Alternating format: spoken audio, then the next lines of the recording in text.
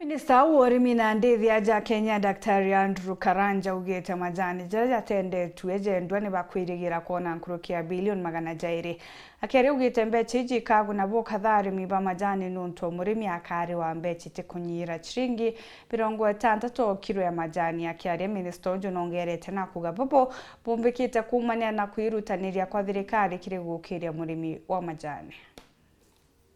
By the end of this year, the tea industry is going to bring in around more than 200 billion Kenya shillings. This is the first time we have crossed the 200 billion shillings, so it is a good positive move.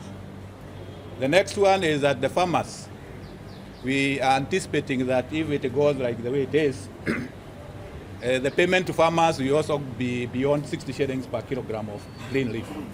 So that is positive, and it is increasing from what we had last year.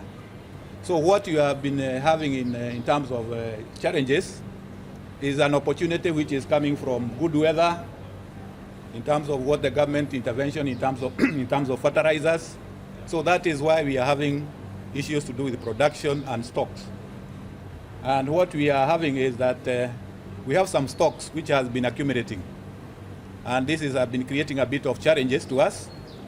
And one of the areas which we come here and discuss with stakeholders is how to make sure that the stocks are sold and uptaken in the market. And we have realized that we have some very old stocks which we need to clear.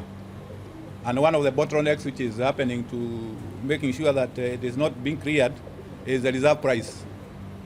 So we are suspending that reserve price for the old stocks.